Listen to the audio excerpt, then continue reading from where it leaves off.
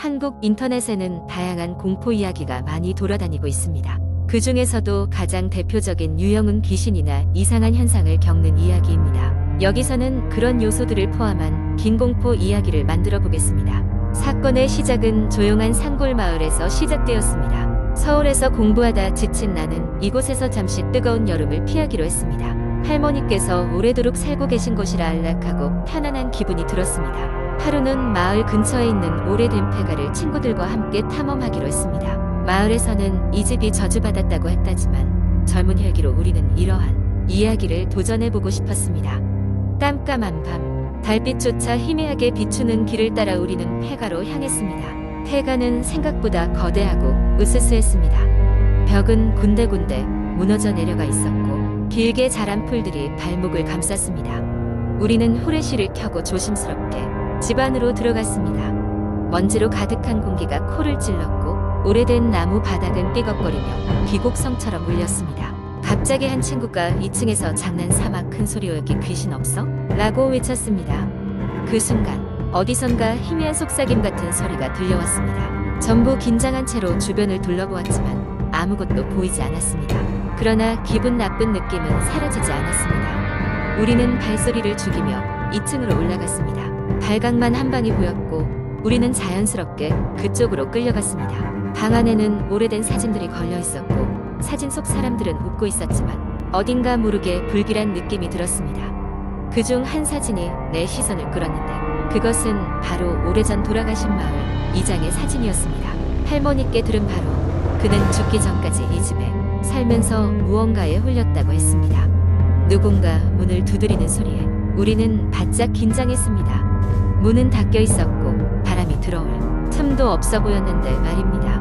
그때 방 안 공기가 차갑게 내려앉는 걸 느낄 수 있었습니다. 친구 중 한 명이 겁에 질려 이제 그만 돌아가자고 했고 우리는 아무 말 없이 그 자리를 빠져나왔습니다. 다음 날 여름 햇살 아래에서는 전날의 일이 꿈처럼 느껴졌습니다. 하지만 이상한 일은 연이어 일어났습니다. 폐가에 다녀온 그날 이후부터 친구들이 하나둘씩 병에 걸리기 시작한 겁니다. 첫째 친구는 고열에 시달렸고 두 번째 친구는 이유 모를 두통에 괴로워했습니다. 동네에선 이 일이 모두 폐가에서 저주받은 것이 아니냐는 이야기가 돌기 시작했습니다. 나는 마을 어르신께 이 이야기를 전해 들었습니다. 어르신은 깊은 한숨을 쉬며 말했다. 그 집은 100년 전 끔찍한 사건이 있었던 곳이다. 그 후로도 이상한 일이 끊이질 않았지. 어르신의 말은 이어졌습니다. 과거 이 집에 살던 가족이 무참히 살해되었고 그 원한으로 인해 집은 저주받게 되었다는 이야기를 했습니다. 밤마다 나는 꿈속에서 끔찍한 광경을 마주했습니다. 피투성이가 된 사람들이 나에게 다가와 무엇인가를 속삭였고 나는 공포에 질려 깨어나곤 했습니다. 마을을 떠나야겠다고 결심했지만 어디선가 날 붙잡는 힘을 느꼈습니다. 꿈속에 그들이 진실을 밝혀달라고 외치는 것 같았습니다. 결국 나는 다시 용기를 내어 친구들과 폐가를 찾아갔습니다. 이번엔 그 안에 감춰진 비밀을 밝혀내야겠다고 마음먹었습니다. 집안을 샅샅이 뒤지던 중 우리는 지하실로 통하는 비밀 통로를 발견했습니다. 불길한 예감이 들었지만 호기심이 우리를 이끌었습니다. 지하실은 어두컴컴하고 곰팡이 냄새가 코를 찔렀습니다. 그곳에서 우리는 오래된 일기장 하나를 발견했습니다. 일기장은 과거 가족 중 아들이 쓴 것이었고 마지막 몇 페이지는 급하게 휘갈겨 쓴 듯 읽기 어려웠습니다. 그러나 몇 문구가 우리의 눈길을 사로잡았습니다. 이곳을 떠나야 한다. 뭔가가 우리 가족을 집어삼키고 있다. 무언가에 홀린 듯한 느낌을 받은 나는 일기장을 읽고 오는 길에 주변의 소리들이 갑자기 또렷하게 들리기 시작했습니다. 아무도 없는 곳에서 나는 목소리들을 들을 수 있었고 그들은 하나같이 나에게 응원과 경고의 메시지를 전하는 것 같았습니다. 살아남으라. 마을 어르신과 다시 한번 이야기를 나눴습니다. 어르신의 말씀에는 우리 마을과 이 집에 얽힌 더 깊은 비밀이 숨겨져 있음을 암시했습니다. 사건은 단순한 저주의 문제가 아니었습니다. 가족의 원혼과 이 집에 담긴 슬픈 역사가 뒤얽혀 있었고 이는 풀어줘야 할 숙제 같았습니다. 우리는 용기를 내어 마을 주민들과 함께 그 집에 저주를 풀기 위한 의식을 진행하기로 했습니다. 할머니께서 준비해 주신 의식 도구를 들고 우리는 다시 그 집을 향해 걸어나갔습니다. 날은 어두웠지만 한 줄기의 희망이 우리를 이끌고 있었습니다. 실제 의식은 성공적으로 끝났고 우리는 평안함을 되찾았습니다. 그리고 일주일 뒤 병에 걸렸던 친구들은 차례로 건강을 되찾기 시작했습니다. 꿈속의 끔찍한 광경들도 점차 사라졌습니다. 그리고 마을 사람들은 더 깊은 연대를 느낄 수 있었습니다. 저주의 집은 이제 저주가 아닌 화해와 평화의 상징으로 남았습니다. 이후로 우리는 더 이상 그 집에 대해 두려워하지 않았습니다. 이는 우리와 마을 전체에게 중요한 교훈이 되었습니다. 어떤 두려움도 함께 맞서고 이해한다면 극복할 수 있다는 것이었습니다. 그리고 우리는 다시 일상으로 돌아왔습니다. 두 번째 이야기. 몇 년 전 나는 서울의 외곽 지역에 위치한 작은 아파트로 이사하게 되었다. 주변은 비교적 조용하고 평화로웠지만 올드한 건물들이 많았다. 이곳으로 이사를 오면서 새로운 시작을 기대하며 설렘이 가득했지만 동시에 어떤 이유에선지 모를 불안감이 나를 감쌌다. 입주 첫날 밤 나는 이사 정리를 대충 마치고 밀린 잠을 청하기 위해 침대에 몸을 누였다.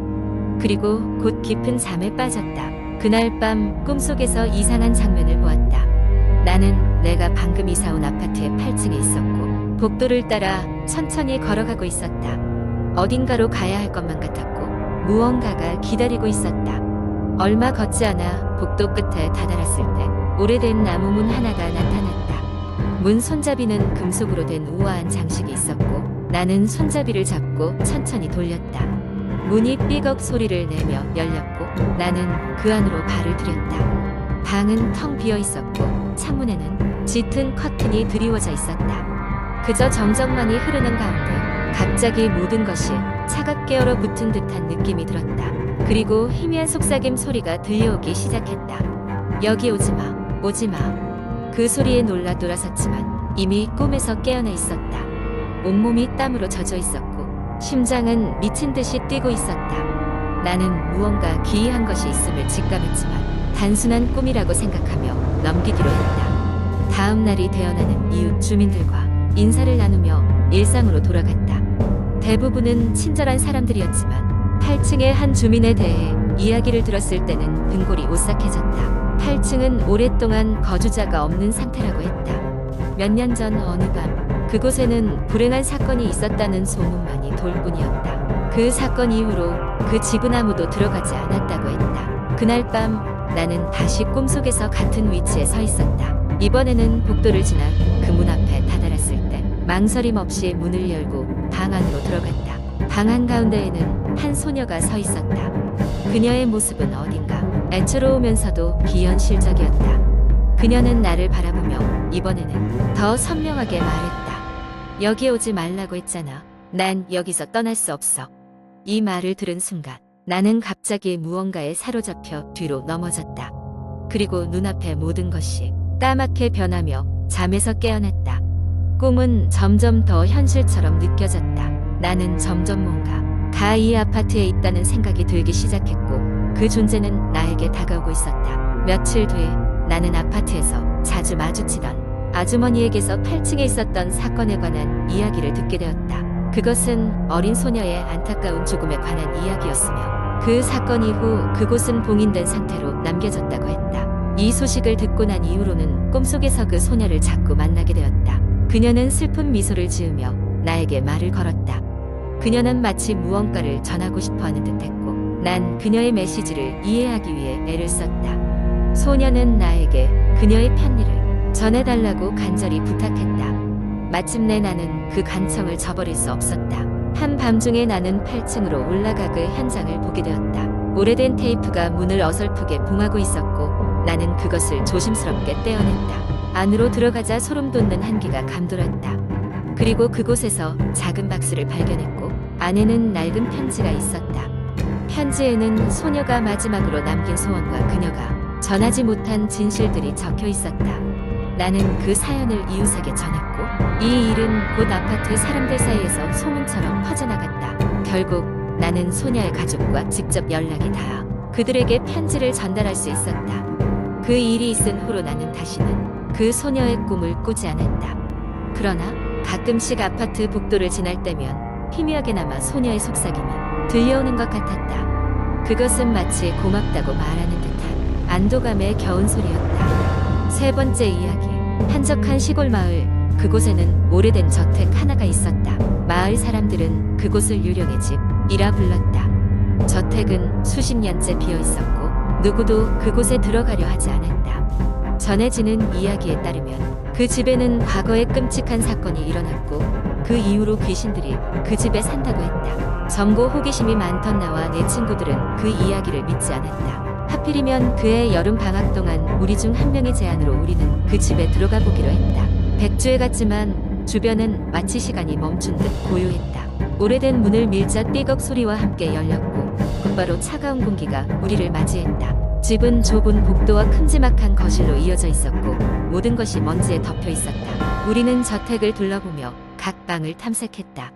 첫 번째 방은 서재였다. 오래된 책들이 가득했고 일부는 바닥에 떨어져 있었다. 친구 한 명이 책을 들춰보다가 누군가의 일기장을 발견했다. 일기장에는 동네에서 실종된 소녀의 이름이 적혀 있었고 마을에서 사람들이 갑자기 사라졌다는 이야기가 적혀 있었다. 우리는 조금 섬뜩해졌지만 더 깊이 들어가 보자는 생각에 다른 방으로 이동했다. 다음으로 간 방은 침실이었다. 침대의 머리맡에는 낡은 사진들이 있었고 행복해 보이는 가족의 사진이 담겨 있었다. 이상한 것은 사진 속 사람들의 눈이 모두 검은색으로 칠해져 있다는 점이었다.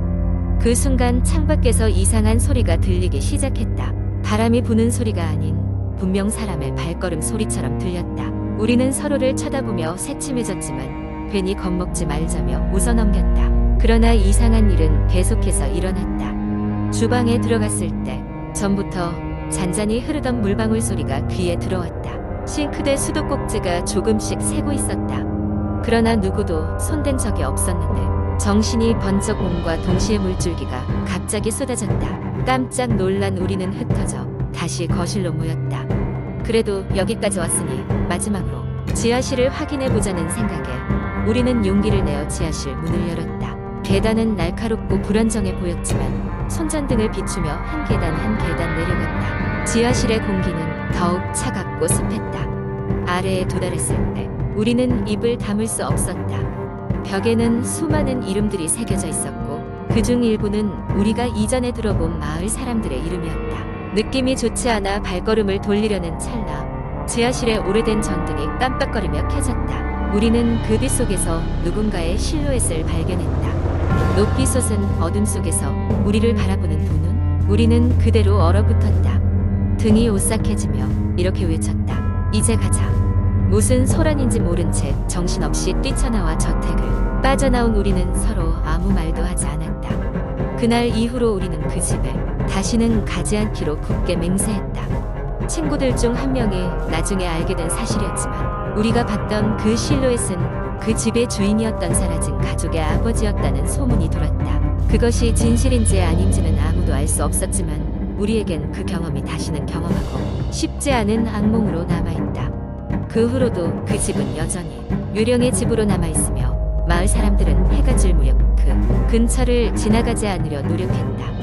이유는 모르겠지만 저택의 옆을 지날 때면 항상 서늘한 바람이 불어왔다고 했다. 마치 집이 여전히 무언가를 품고 있다는 것을 사람들에게 상기시키려는 듯 말이다.